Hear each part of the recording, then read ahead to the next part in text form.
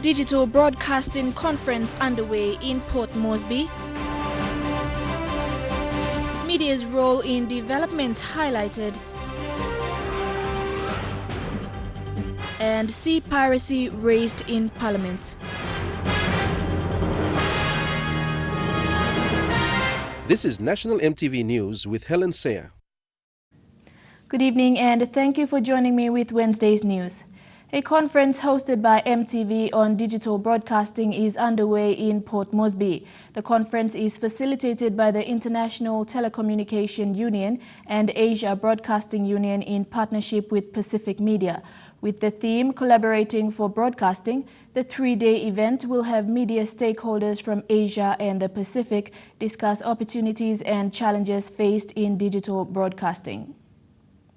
Our message to the government.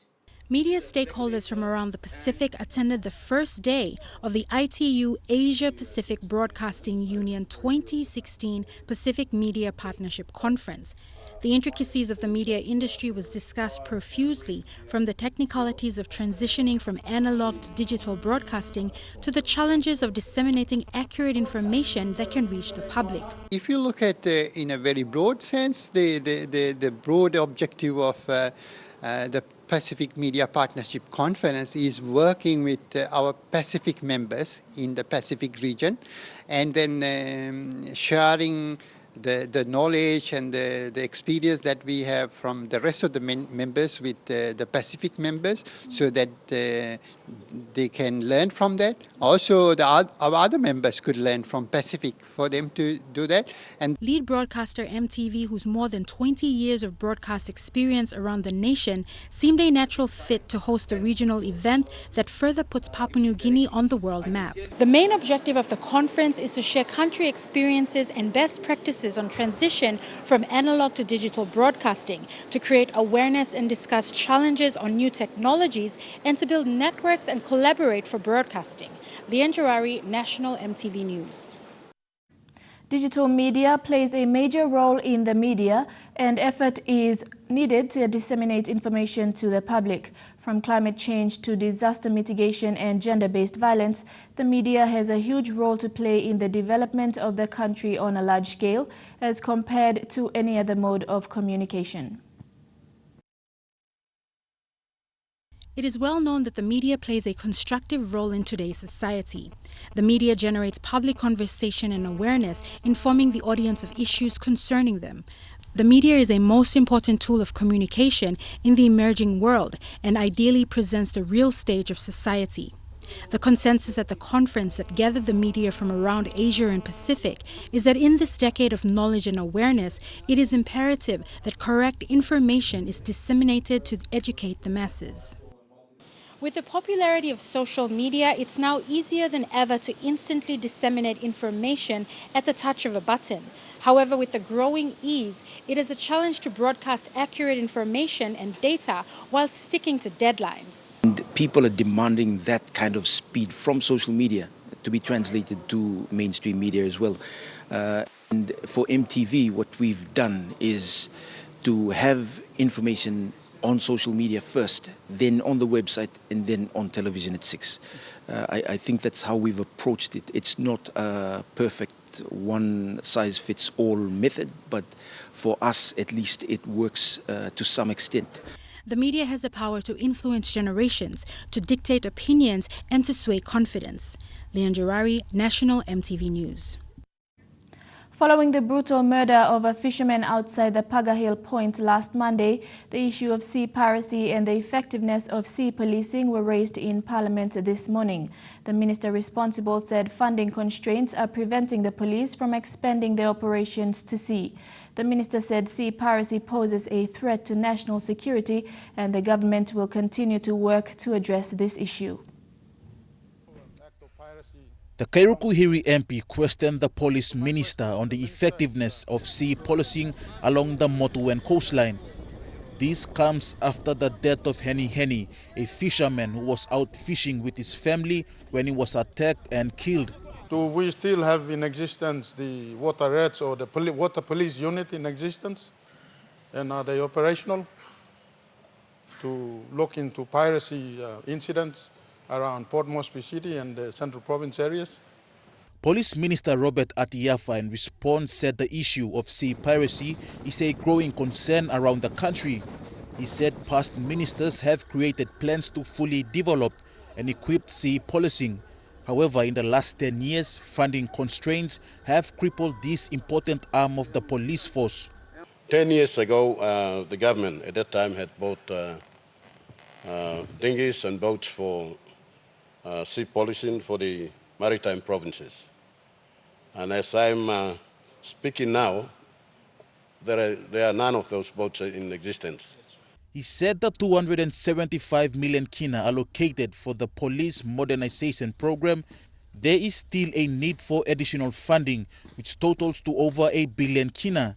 Through that program, we were supposed to have funded boats for the police department or for sea to contain sea piracy through water police. However, again, due to the financial constraint, more than 50% of the funding had been recalled. The minister said sea piracy poses a threat to the national security of the country and thanked provincial governments who have taken the initiative to boost sea policing in their provinces. I want to say thank you to all the members on both sides of the House, the ministers, the governors, who have been assisting the police in terms of housing, vehicles and also boats. Stanley Ovett Jr., National EMTV News. A growing concern on the selling of National Housing Corporation or NHC properties was raised in Parliament. Usino Bundi MP Anthon Yagama said the selling of NHC houses is affecting Papua New Guineans who have spent their life savings in purchasing houses and have it sold again to other buyers. These concerns were raised by Mr. Yagama after the National Housing Corporation ordered the Medang provincial government to pay 1.9 million kina for the housing title of the Medang governor's residence. Medang government and by 1.9 million kina, law National Housing Corporation. Since then, no got title is not come up. Yagama said NHC must come clear on these deals as it is also affecting ordinary Papua New Guineans. Plenty old man Mary, inside law Papua New Guinea, only buy big money law, kisim all property law, housing commission. When are you me yet Papua New Guinea Saigoras in Papua New Guinea who said stop long time law housing commission house? Responding on behalf of the Housing Minister, the Prime Minister was curious to know why a state-run agency would demand payment from another state institution. He said he is aware of the growing concern of NHC and its performance and said investigations will be carried out into the matter. Housing Corporation is becoming a concern for many, many years. Mr. Speaker, we have thought that it will improve, but in fact it is getting worse from the reports that we are getting, and it's quite disappointing. Goroka MP Birek Kimesopa also said similar concerns. A number of these citizens who have served in the public service in Goroka have paid for their house through their fortnightly deductions for more than 20 or 30 years. My plea to the Prime Minister, and perhaps he could, through this House, notify the Housing Commission that there should be a moratorium, a permanent stop for any house, sale of house within the Housing Commission. Let me assure this Honourable House and good member that yes, while the investigation is going on, I will instruct that all sales be stopped until I submit a report to this Honourable House in the November session of Parliament. Thank you, Mr. Speaker. Stanley Ovett Jr., National EMTV News. Sundown Governor Amkat Mai questioned the Minister for State Enterprises if the electricity project for Vanimo Town will still go ahead as planned by former Minister Ben Micah. Governor Mai said Sundown Province is seeing economic developments in the agriculture sector and wants electricity to run from Vanimo Town to the border of Indonesia. The Million Kina electricity project was a deal between the Sundown provincial government and the Indonesian government. It was planned almost 4 years ago that electricity will be supplied to Vanimo Town from Indonesia's Jayapura city. However, to date there has been little work, with transmission lines yet to be established.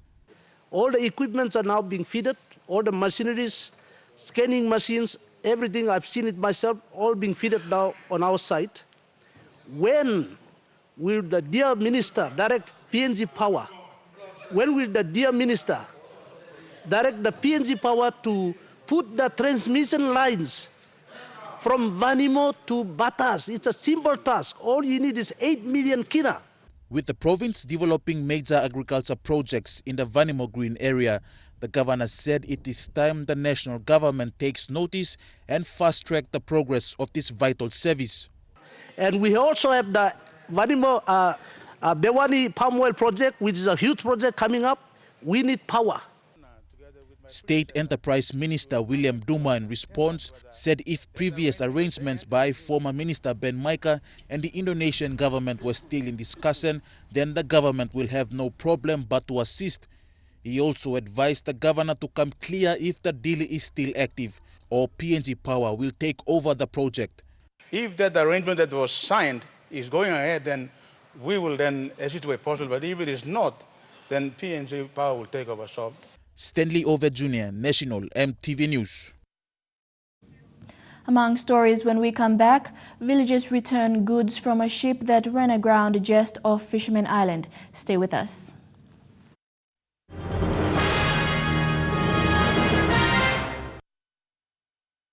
Welcome back. Looted items from Swift 8 of Golden Shipping Limited, a cargo ship which ran aground on Fisherman Island, were returned this morning by the looters. The looters, consisting of villagers living along the coast, returned the items and apologized for their actions after numerous appeals from village elders and police. The items returned included outboard motor, computers, white goods, gensets and navigation equipment. The elders, however, said the immoral actions of the villagers may be the result of frustration of continuous damage to the surrounding reefs by shipping vessels, which was not compensated. The locals are now planning to seek legal action against the shipping company. Pacific Towing Services are currently conducting investigations and are expected to salvage and tow out the vessel on Friday. For a diverse country like Papua New Guinea, the task of reporting on disasters is indeed challenging, but there is a greater challenge in disaster forecasting. The Pacific Media Partnership Conference 2016 was told that the country's leading broadcaster, EMTV, is now working to find how best it can be proactive in reporting on disasters in the country. Speaking on the topic of disaster management through reporting, EMTV's Lay Bureau Chief Scott White's presentation provoked discussions on the journey by EMTV on how it has gone about reporting on disasters. Drawing from his experiences in reporting on various disasters in Papua New Guinea over the years, Mr. White is clearly aware of the challenges that face the media industry in reporting on disaster and related issues. The reporter, the correspondent, understands the mindset of people, how to respond to disasters in that area. He has contacts and contacts both within the community and within government circles, and that can be used, that can be leveraged in terms of disaster preparedness and disaster awareness prior to an eruption or a tsunami or any other disaster that's related to the volcano. And there are, of course, instances where you have floods, mudslides, and that has to be communicated when people are affected and a large amount of funding is needed. The only way to get it out is through social media, website, television, mobile phones, all that put together. According to Mr. White, a key factor that can lead to improving reporting on disasters is forming key partnerships with communities as well as with government agencies that are responsible for responding to disasters. And it means sharing of resources with partners that you would not normally share resources with. Neville Choi, National EMTV News. Phone manufacturer Huawei Technologies launched its latest product, the Huawei P9, last night in Port Moresby. Crafted with a stunning design, the P9 has one of the finest camera technology. Huawei Chief Executive Denise Howe said Huawei continues to invest in research to build customized products to compete in the smartphone industry. People from all walks of life gathered last night at the Stanley Hotel in Port Moresby to witness the launch. These celebrations began with the dragon dances to modeling and a profiling of the P9 product.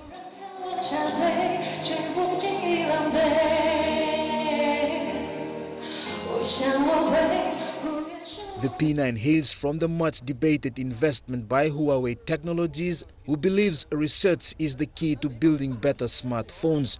Huawei device targets to provide a tool terminal or access to enable people to enjoy the benefits brought by the ICT innovations, thus enriching people's life. The most stunning feature of the P9 is the dual Leica camera technology, the RGB vivid colors and the monochrome crisp details. Not only that, but the different dimensions includes the blurring of the subject's background. The P9 is crafted by some of the world's top industrial designers to achieve a visual design with diamond cut edges, allowing you to capture better quality images and better clarity within your photographs using your mobile smartphone. Treasury Minister Patrick Pruitt launched the P9 in front of nearly over 800 people. Government to congratulate Huawei for introducing this product in PNG market, and I hope that you will do well in this market. Despite launching the product last night, Huawei is near the completion of releasing another product before this year ends. Jack Lapave Jr., National EMTV News.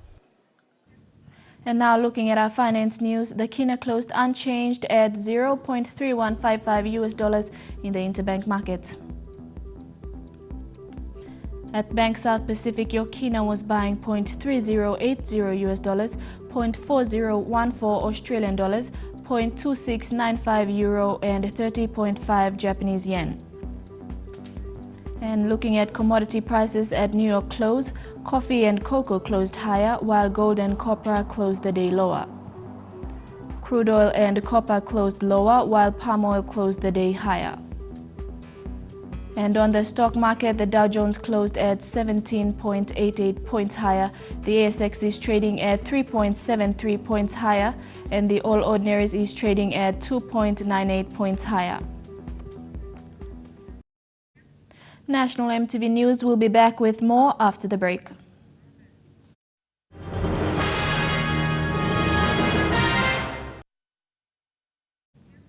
Welcome back to the news.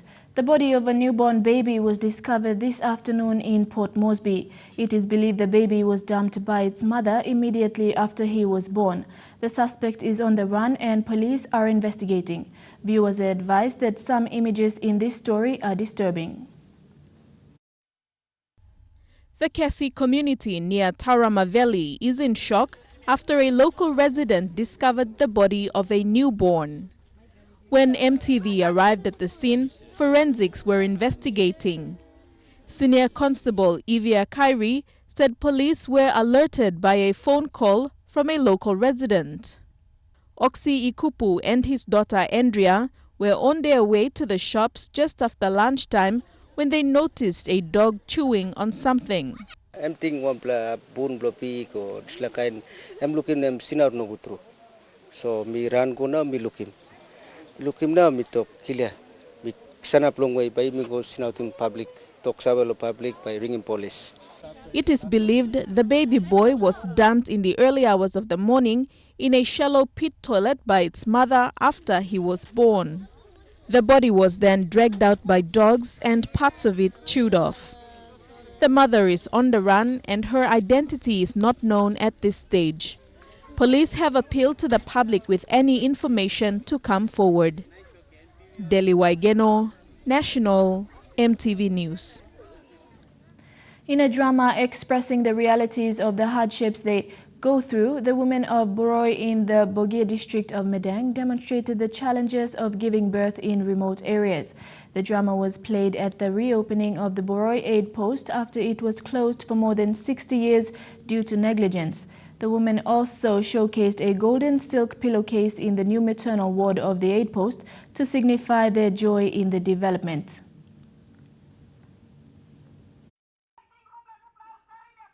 The women of Boroi in the Boget district of Madang expressed their struggles of going through the stages of giving birth at the reopening ceremony of an aid post in their area recently. Their drama detailed the use of sago bugs, copper bags and kerosene lamps for lighting in the jungles.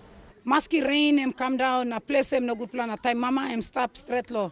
Semin labor em like carry him straight now. Me plus a carry my mama go insert lo boost lo ask lo banana.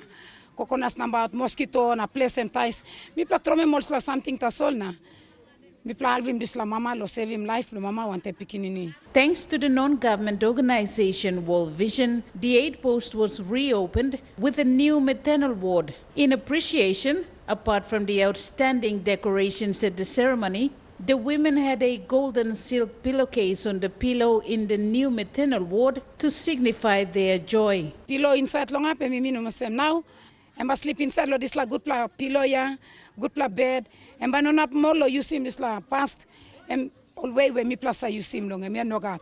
And this la am penis. World Vision had also trained the women to be village birth attendants, and according to Josephine Takup, this training has proven effective. I'm in labor now. Me ring at the phone and me talking all make him say. Me one plus nice plus story where me at me sama mas na talk thank you. World Vision's biggest challenge was breaking the customary barrier to get the men to come to an understanding and help the women, and the men have come out. Now they are organizing meetings, facilitating community awareness to talk about the basics of nutrition, supervised delivery, and the needs of the mothers and newborn in the communities. The women's drama ended with women who were saved by the village birth attendants trained by World Vision coming out to say thank you with their healthy babies. Rachel Chise, National EMTV News, Madang. 37 cadet officers from the Joint Services College at Lay's Egan Barracks made a special visit to the Lay Metropolitan Command as part of their practical training. The officers, comprising of 8 CIS cadets, 5 police cadets and 27 PNGDF cadets along with their instructors, visited the Lay Police Command as part of their training. Today, the cadets got exposed to the practical session of police theory learnt at the college. At 1 p.m. this afternoon, 37 cadet officers attached with the Joint Services College at Egan Barracks made a special visit to the Lay Metropolitan Command. The visit is part of the theory training the young cadets have been undergoing at the college. And the visit is sort of a practical aspect of the lessons being taught, and also confirming some of the lessons that's been taught in class. Lay Metropolitan Commander Anthony Wagambi and his senior officers gave a brief rundown of the police structure and how the police department carries out its functions. The cadets were also given a special tour of the police station and a rundown of what police officers normally do in their daily operations. He's in charge, he's Chief Superintendent Augustin Kwampe. He's in charge of the Moresby Province districts. A similar visit had already been conducted at the Buimo Correctional Service, where trainee cadets visited the Buimo facility. The officers were also given the chance to ask questions. Mata Luis, National EMTV News, Lay. Teachers are being trained to implement standards-based curriculum in elementary schools in Moresby. They are now 3 days into the standards-based curriculum training workshop with their trainers. Today, over 400 teachers attended the workshop. These implementers of the standards-based curriculum in the elementary schools are now in the 3rd day of SBC training workshop. SBC training workshops are currently being conducted in 2 clusters in Lay with more than 400 teachers attending. The trainers who have attended the elementary SBC Trainers of Trainers workshop last week are now imparting what they have gained from the TOT workshop. Concept of the SBC, the lessons are scripted according to days and from Monday to Friday, and also from the whole year. From Term 1, Term 2, and Term 3. Not like OBC. OBC, It's not like the way SBC is planned. There are 3 subjects to be taught in elementary schools as planned in the standards-based curriculum. The elementary students will be taught maths, language and culture and community. The ministerial policy and a secretary secular instructed all the elementary throughout the country, including Moresby, that language of instruction now will be English. So, and also English will be also another subject that will be treated in elementary. Despite the large number of participants, the trainers are working closely with them to make sure that teachers understand the basics before implementing the standards-based curriculum at schools. Lake District will end the elementary SBC training workshops on Friday at noon. Due to receiving funds late, other districts in Moresby will finish the SBC trainings next week. Meanwhile, elementary students are taking a week off from school to start fresh with standard-based curriculum next week. Julie Badui Owa, National EMTV News, Leh. A Papua New Guinean Jewish elder, Rabbi Matthew Passingan, says the Repentance Day or the Day of Atonement on the Jewish calendar will be on the 12th of October. He explains that the Jewish calendar has its own dates for days ordained by God. His comments come after the Papua New Guinea Council of Churches has announced that they do not recognize Repentance Day on Friday.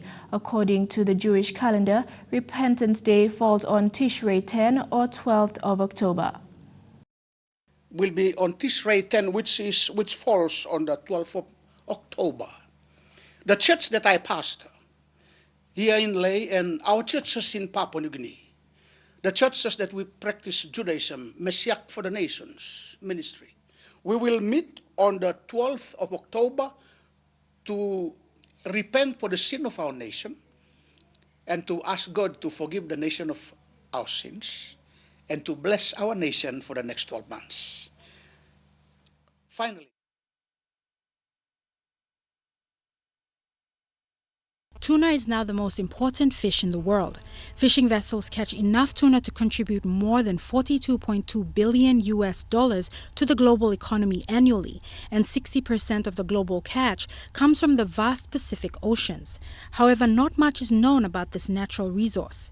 Because of this, journalists from the country's leading news outlets were invited to a week-long workshop about the tuna varieties in the Pacific and its socio-economic value. Hashtag Tunanomics is really a search term that we use on Facebook. We've adapted it so it fits across our t-shirts because it encourages anyone out there who's on Facebook, as many Pacific Islanders are, to enter it in the search field, and then you'll find out what Pacific media have been doing with the foreign fisheries in training rooms like this, but really the feedback that they're giving us in field trips where they're following the tuna story across the Pacific and they're finding out the issues that resonate in their stories. You know, fishing, especially fishing, it can be very controversial when you write about something. And when you come into writing about something that you hardly don't know about, that's when the controversy can start. So a workshop like this, thank you to FFA and NFA as well for providing this workshop. It enables the journalists that are coming in the industry now and also part of the industry to report correctly. The journalists that attended the workshops, including this reporter, were challenged to report knowledgeably on the fisheries industries and specifically the tuna industry, as it is a major sustainable resource of this country. Leanne Jarari, National EMTV News. Trukai Sports is next. Hunters prepare for their home game this weekend, and Leh Rugby is set to host the national championship.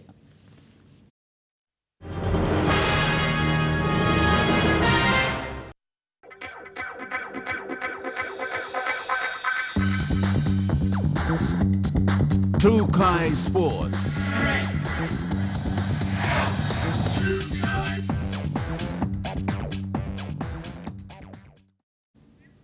Welcome to Trukai Sports.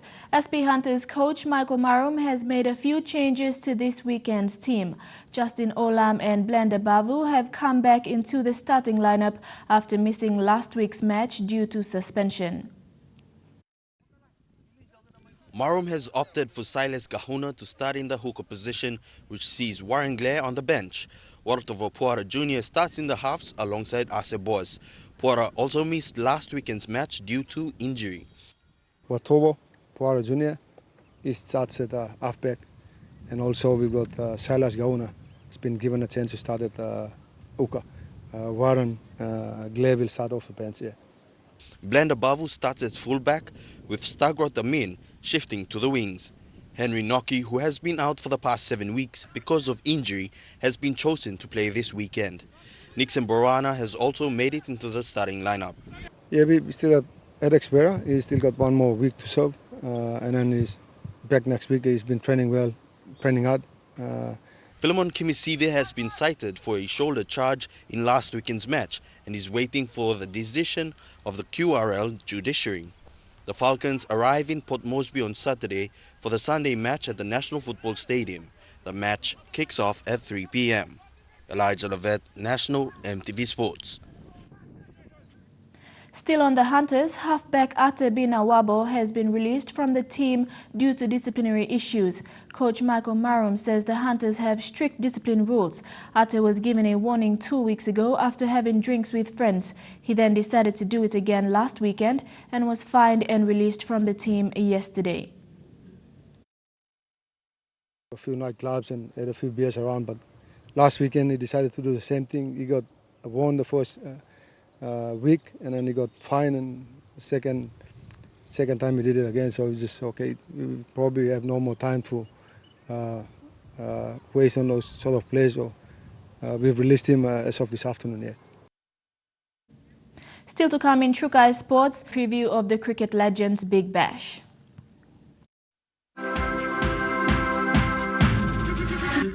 Trukai Sports. Welcome back to Trukai Sports. In cricket, 4 visiting legends will be in the country as of 31st August as part of the PMMI Legends Big Bash, with the aim of promoting the code and supporting Coalition for Change in raising awareness on domestic violence in PNG. The 4 will visit Bavaroko and Ward Street primary schools.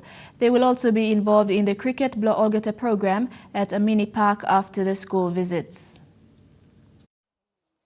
PNG cricketers will have the privilege of meeting with 4 legends, Lisa Caprini-Staleka, Jeff Lawson and Jeffrey Marsh of Australia Cricket, as well as Chris Martin of New Zealand Cricket. 37-year-old Staleka was the former Australian women's vice-captain and leading wicketer who led her team to win the 2013 One-Day International and the first Australian woman to achieve a double of 1,000 runs and 100 wickets before a retirement a day after the 2013 ODI. 58-year-old Jeff Lawson is also a former Australia cricketer who is currently coaching and commentating for Channel 9 and Fox Sports. Jeffrey Marsh's career highlight was Australia's triumph over England in 1987 ODI in India.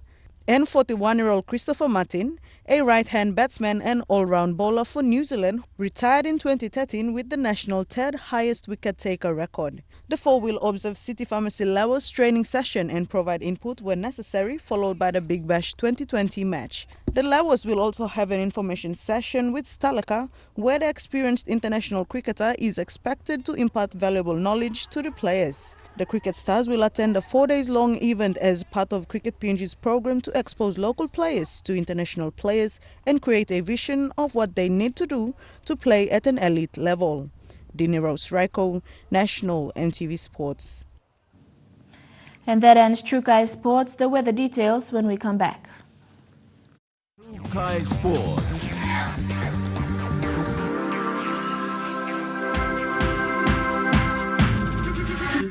Trukai Sports.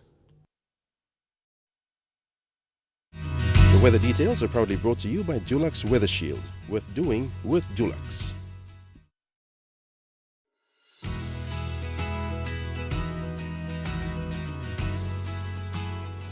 Your weather forecast for tonight and tomorrow: showers and rain in all centers in the southern region. In the Momasa region, showers and rain in Ley, few showers in Wau, showers in Medang and Wewak, and few showers in Vanimo.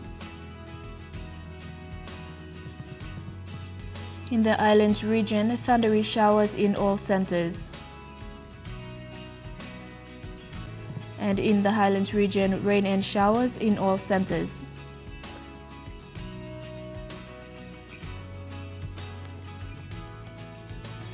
Forecast for small ships for the next 24 hours.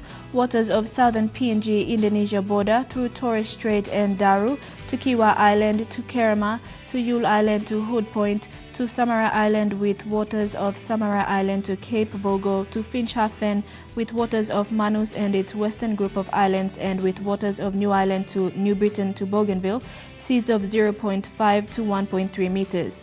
Waters of eastern and western Milne Bay Islands, and with waters of Finchhafen through Vitia Strait, Siasi Islands to Long Island, and with waters west of Long Island to Medang, to Bogia, to Wewak, to Aitape, to Vanimo and northern PNG Indonesian border, seas of 0.5 to 1.5 meters.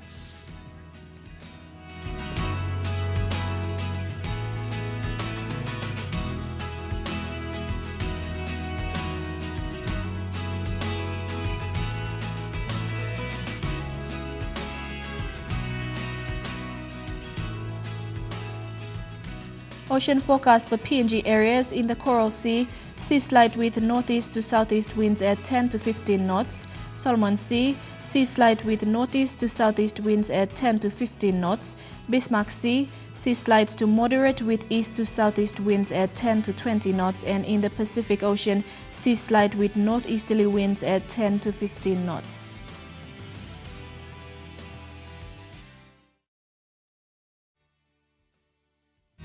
The weather details are proudly brought to you by Dulux Weather Shield, with doing with Dulux. Now recapping our main stories for tonight. Digital broadcasting conference underway in Port Moresby. Media's role in development highlighted, and sea piracy raised in Parliament. And that's the news, sports and weather for tonight. On behalf of the entire news team, I'm Helen Seah. Pleasant viewing. Good night.